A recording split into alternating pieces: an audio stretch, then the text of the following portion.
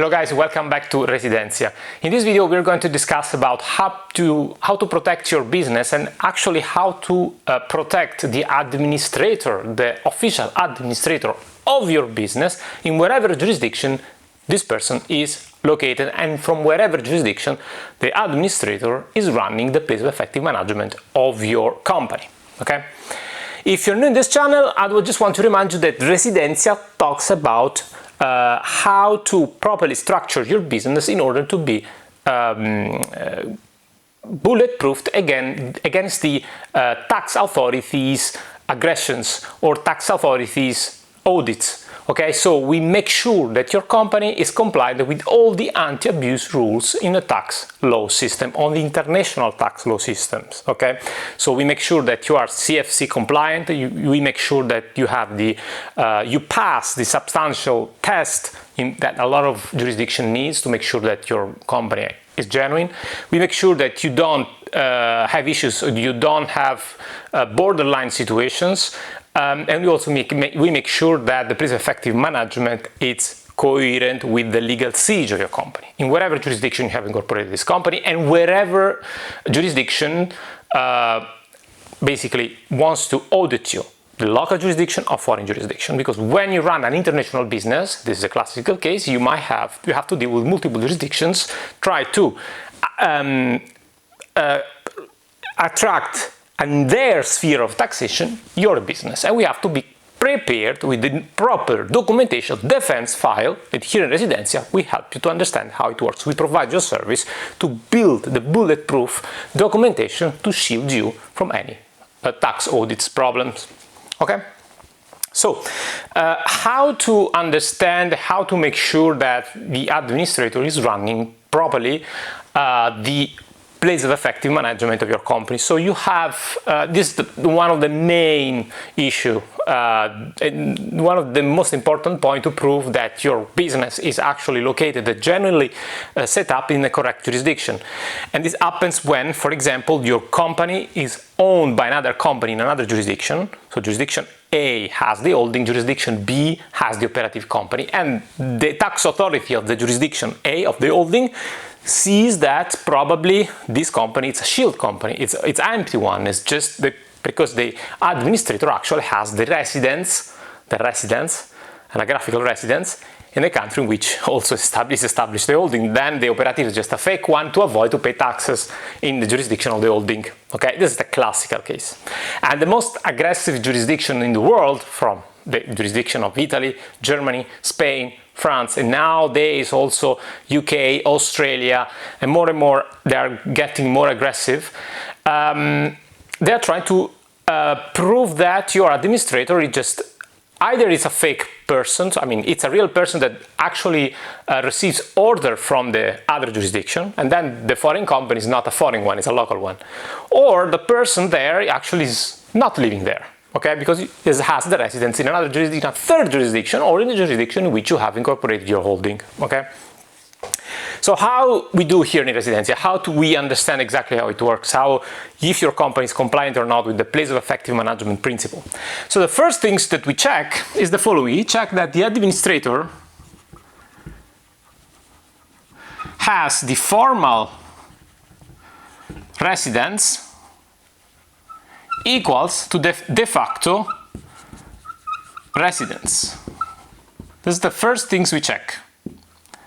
So you can tell me, okay, I have my operative company in, I don't know, what's a jurisdiction that normally it's taken aggressed by other jurisdictions, Malta, for example, because it's one of your jurisdictions in Europe with a very low taxation under certain conditions.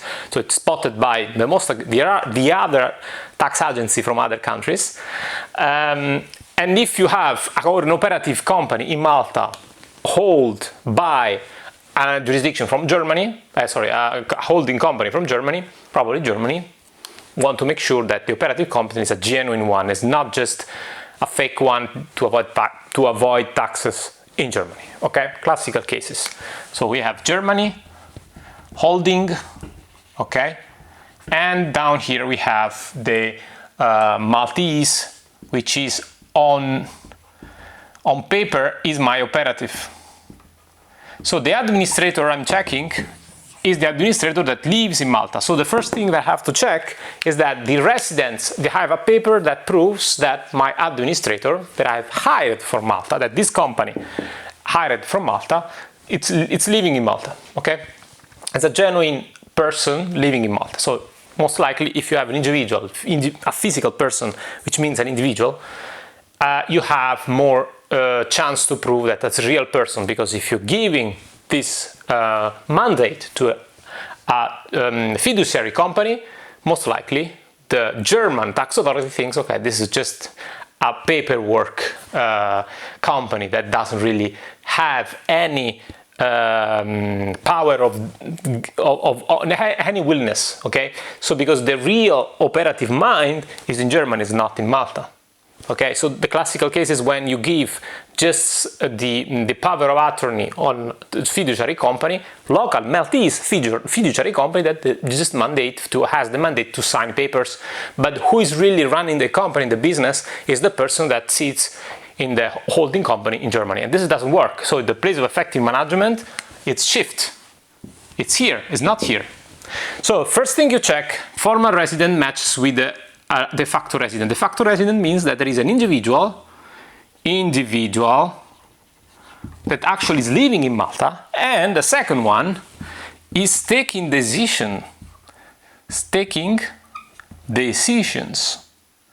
for the operative Maltese company. So it's the person that is giving himself with autonomy, with no subordination. It's an autonomous person that decides for himself and decides in the interest of the Maltese operative. Okay, so it's the person that basically gives the input to the company, that gives directions, that runs the administrative tasks, that makes sure that all the administrative tasks are properly done, compliant with the local law, checking the work of the consultant, of the tax consultant, the accountant, the local accountant, that everything works properly, but it's also the person that basically gives the directives. So the person that says to the employees, today you have to log in at a certain time, you have to exit at a certain time, etc., etc. So it's the person basically is there to give an impulse of the directive operativity of the company. If you don't do that, if the administrator is just a person that only covers the operative not the operative, but only the administrative part, then you need someone else, like an employee, that is running the business.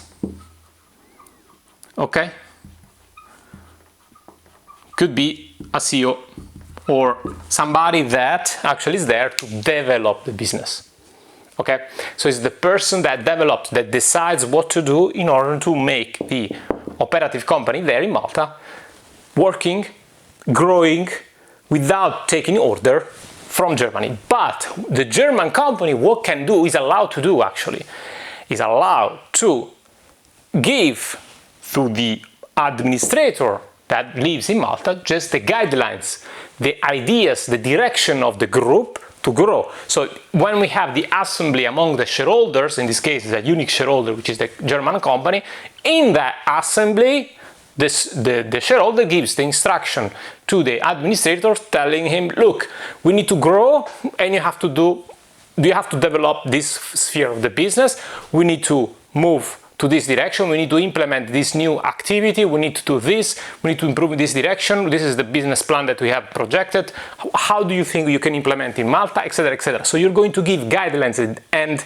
operative direction. There is a specific difference, and then we're going to make a video on this here in this channel to understand exactly at which extent the shareholder can instruct the local administrator, because if they are giving too much details and too much instructions, or too real directives, and you read it and you put it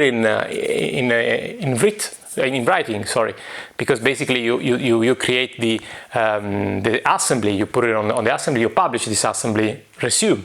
So you have to make sure that what they say in the assembly are not just orders for the administrator, but just guidelines and the sort of business directions. Okay?